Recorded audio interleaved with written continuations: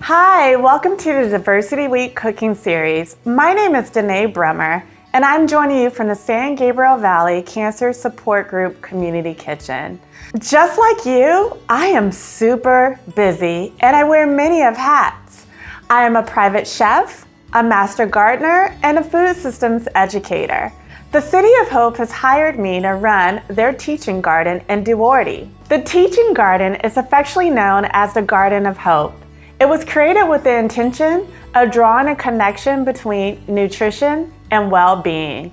The garden is open to anyone who wants to volunteer.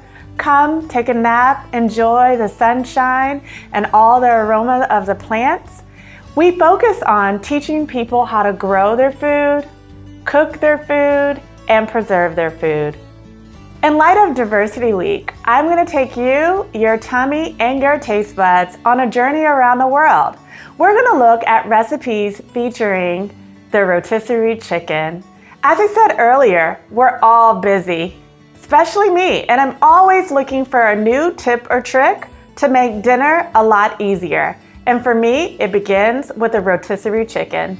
So today, we're going to do something a little different. We're not going to use the chicken. We're going to use the bones. We're going to make a savory bone broth. Just like rotisserie chicken, I love to keep a bone broth tucked away in the back of my refrigerator because it's a great base for soups and for sauces and so much more. What's great about this recipe is that it only includes 3 simple ingredients and it can be tucked away in your refrigerator to save the day. To make this one pot recipe, you're going to need the bones and the carcass of one chicken, 12 cups of filtered water, 2 tablespoons of apple cider vinegar, a generous pinch of sea salt and black pepper, rosemary or any herbs you want to use, and 1 sliced lemon. So before we start making bone broth, I want to talk about rotisserie chickens. If you look at this rotisserie chicken, it's a perfect example of a chicken not to buy when you're in a grocery store. If you notice, the color is uneven. It is darker on one side, lighter on the other. That's an indication that one side has been overcooked and the other hasn't. You ideally want to buy a rotisserie chicken that has a nice even coat, that's plump and juicy and firm. In addition, you want to make sure you're focused on the quality of it and buy a bird that's organic and also cage-free. It's not only better for your health, it's also going to taste better. So to get started and honor the life of this little bird, we're going to tear it apart to make a chicken salad later with bone broth today.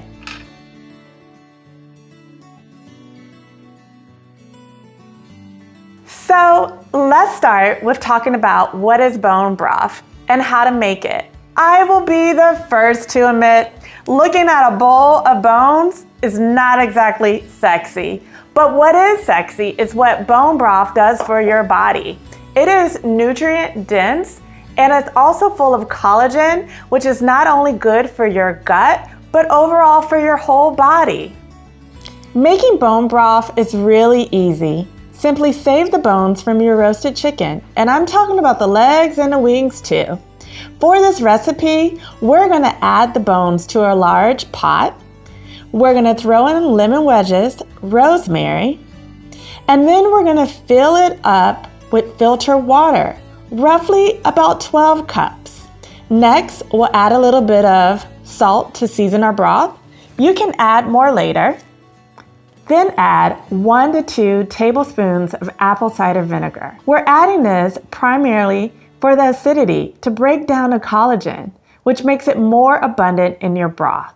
We're then going to bring it to a boil, then simmer and cover. And guess what? You get to sit back and let it cook for 10 to 12 hours or until it reduces by half, roughly leaving you with 6 to 8 cups of bone broth. The more it reduces, the more intense the flavor becomes, the more collagen is extracted. And if you don't have time to watch a pot, put this in a crock pot or an Instant Pot. So I'm not even going to deny, yes, you can go out and buy bone broth at your local grocery store, But you know, as well as I know, there's nothing like something that's homemade. It not only tastes better, but you have full control of what goes in it.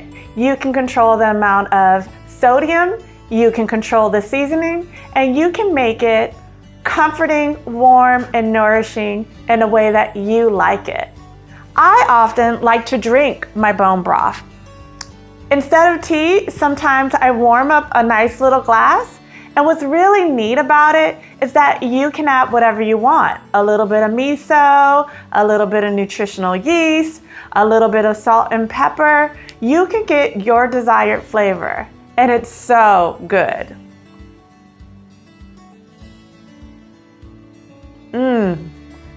Trust me on this one.